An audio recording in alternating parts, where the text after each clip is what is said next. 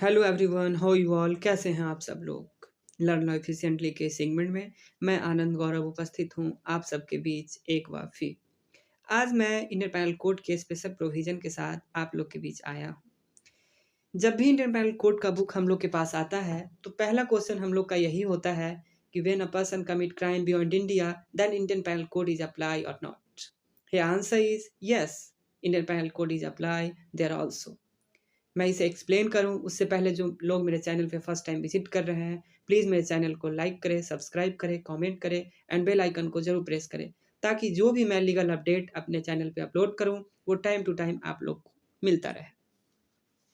तो चलिए स्टार्ट करते हैं आज का सेक्शन 3 और 4।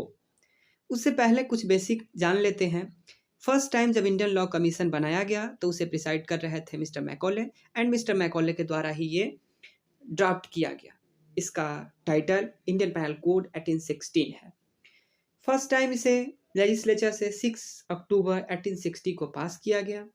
इसका section 1 of Indian penal code कहता है extension to the whole of India. जैसा कि हम लोग जानते हैं सभी कोड के या एक्ट के जो सेक्शन 1 होते हैं वो यही बताते हैं एक्सटेंशन और टाइटल के बारे में। जैसा ये भी बता रहा है कि क्राइम ऑल ओवर इंडिया में कहीं भी होगा then Indian penal code apply होगा।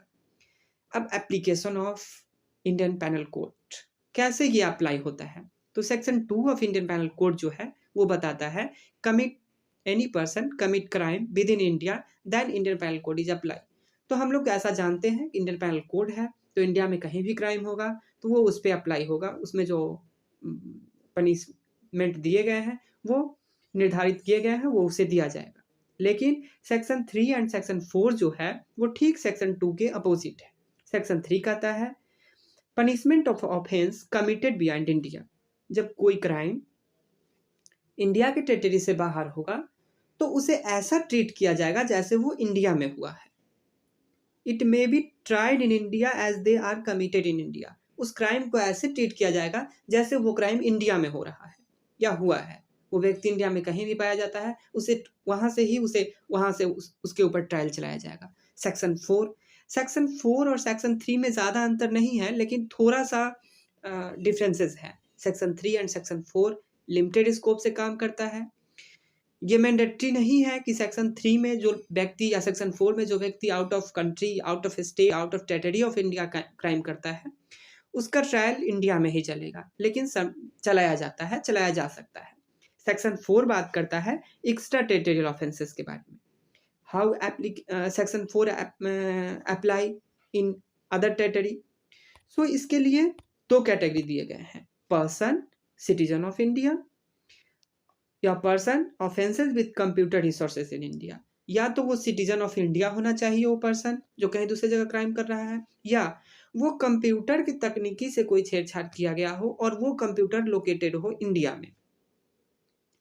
और कंप्यूटर रिसोर्सेज की मीनिंग जो है वो सेक्शन 2 क्लाउज 1 सब क्लाउज के ऑफ इंफॉर्मेशन टेक्नोलॉजी एक्ट में दिया गया है, वहां से हम इसे जान सकते हैं। तो फॉर्मली ये कह सकते हैं कि सेक्शन 4 जो है एक्स्ट्रा टेरिटोरियल ऑफेंसेस के बारे में जो बात करता है वो या ऑफेंसेस कहीं कर रहा है तो वो सिटीजन ऑफ इंडिया होना चाहिए, और कंप्यूटर तकनीकी से कोई छेड़छाड़ करता है तो उस कंप्यूटर का लोकेशन इंडिया में होना चाहिए।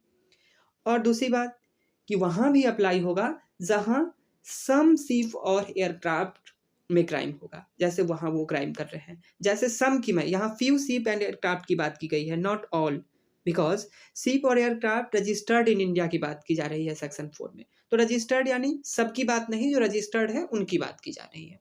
तो शिप और एयरक्राफ्ट जो रजिस्टर्ड है वहां क्राइम होगा तो सेक्शन 4 वहां अप्लाई हो जाएगा।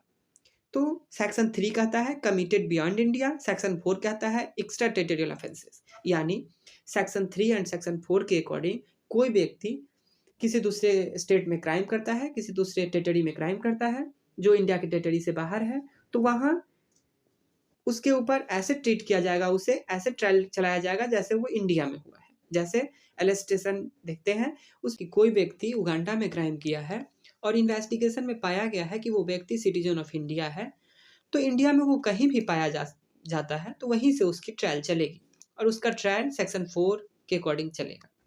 सो सेक्शन 3 एंड सेक्शन 4 इस तरह से हम समझते हैं कि सेक्शन 2 का अपोजिट भी है और लिमिटेड स्कोप में काम करता है।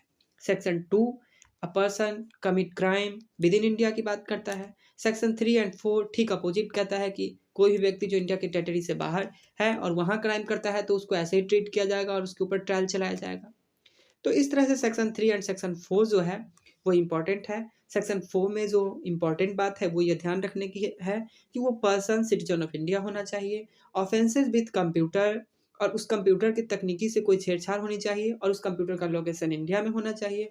कोई शिप और एयरक्राफ्ट वहाँ क्राइम होता है और वो ship aircraft registered in India है, तब उसे सेक्शन 4 वहाँ अप्लाई किया जाएगा।